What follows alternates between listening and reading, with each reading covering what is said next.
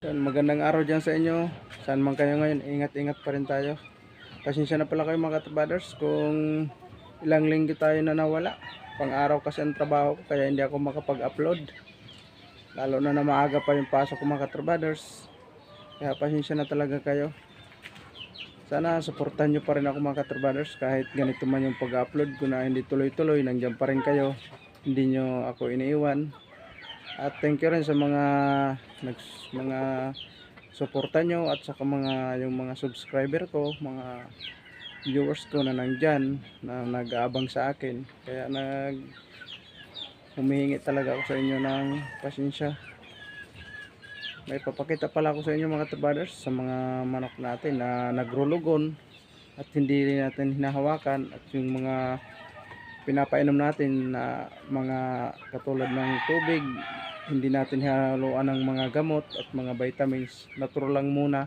At yung mga pakain namin, hindi namin haluan ng mga kung ano-ano pa, mais lang muna at saka crack corn at saka kunting hagibis. Yun lang muna ang pinapakain namin sa aming mga manok habang sila ay naglulugon. Ito mga tabars, papakita ko sa inyo yung mga manok namin na naglulugon. Kaya let's go. Mga lugo ng mga katrabalos yung mga manok namin dito. Yung nalo namin na gold, lugo na rin. Naglaglaga na yung mga balahibo, oh. Tapos itong isa rin, lugo na rin, oh. Puka na yung mga balahibo. Pati na rin yung nanalo namin sa Malanday, lugo na rin, oh. Barahos-bahos na yung mga buntot. Yan, kung makapansin nyo mga kabaders, nakakuha din tayo nito ng cream nyo. Tapos ang dito naman yung pangatlong kapatid. Yan, lugon na rin, oh. Yan, pares sila mga lugon. Mga barawas na rin mga buntot. Kaya hindi muna natin sila linalabas para hindi sila mahawak-hawakan. Dahil mga masasakit pa ang mga katawan nito, lalo na yung mga balahibo nila. Pag naglulugon talaga mga katrabaho sa manok, huwag niyong hawakan dahil nasisira yung mga maliliit na patubo pa lang. Saka yun ang sanhi ng manok na nangangayaw, at huwag nyo talaga ibitaw dahil masakit yan pag tinamaan ng palo ng ibang manok. Pag ibinitaw mo, hintayin nyo lang na tumigas yung mga balahibo, saka nyo ibitaw. Pag ganito kasi ang manok nyo, lalo na ngayon na taglugo na ngayon, huwag nyo talaga ibibitaw dahil mabubunot yan at saka dudugo, at saka yun ang magiging sanhi ng manok na umaayaw pag may nakakita siya ng ibang manok. Kaya para hindi siya mahawakan, ginagay namin dito sa may safety talaga na kulungan.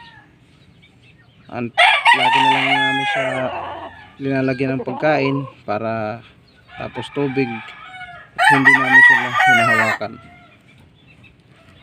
Yan, ito naman yung isa namin manok na malaki. Yan, kung mapapansin nyo mga katrabaders, ito naman ay patag isa lang yung laglag ng balahibo. Pwede pa siya hawakan dahil patag isa pa lang yung laglag. Saka 11 months pa lang ito mga katrabaders, yung manok na yan. Tapos ito naman yung 6 months na mga katrabaders, yung mga binatilyo namin. Yan, oh, naglalaglaga na rin yung mga balahibo. Ayan.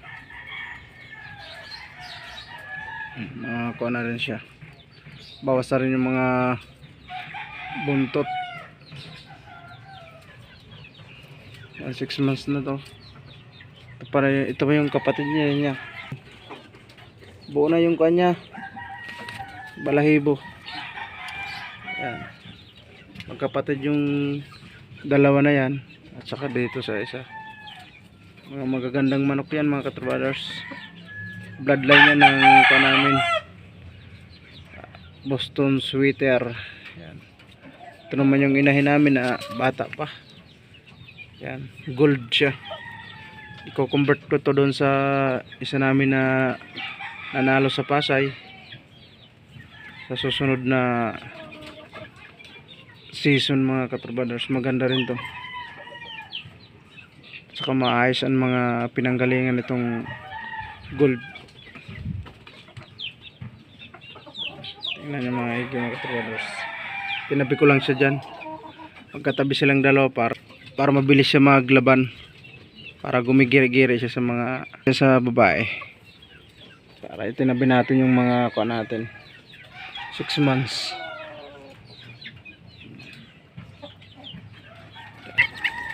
Gutom na gutom din sila mga katrabaders. Isa lang yung lalaki, 4 na babae, 5 sila magkakapartit, isa lang ang lalaki. Itong lalaki oh, yan lang. Digi, nagagat sila. Yan. May sira kaso ang paa. Yan oh, may sira yung paa niya.